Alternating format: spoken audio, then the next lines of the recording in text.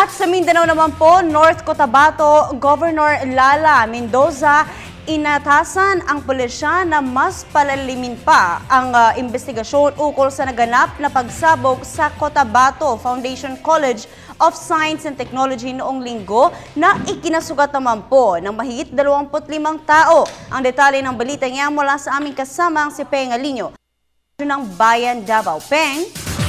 Inatasan ni North Cotabato Governor Emily Lou Mendoza, si Cotabato Provincial Police Director of CPPO Police Senior Superintendent Danilo Peralta na mas paigtingin pa ang pag-iimbestiga sa pambobomba sa campus ng Cotabato Foundation College of Science and Technology o CFSCST alas 8 ng gabi, ika-12 ng Enero.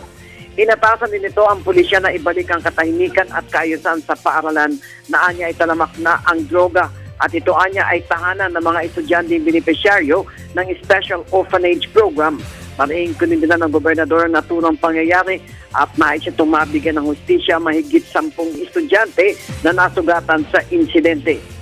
Base sa inisyal na investigasyon ng Arakan Municipal Station na isang granada umanong hinagis ng hindi nakikilalang salarin sa loob ng campus na may layong ilang metro lamang sa bahay ng presidente ng nasabing campus o paaralan na karamihan ng mga nag-aaral doon ay mga mahihirap. At imbestigahan din umano ang seri ng kaguluhan sa loob ng campus upang malutas at mabigyang hustisya ang mga biktima.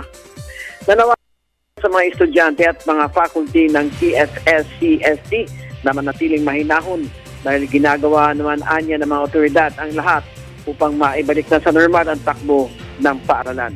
Kung matatandaan, noong nakaraang Oktubre 2013, isa ring malakas na pagsabog ang dumagundong sa nasabing paaralan.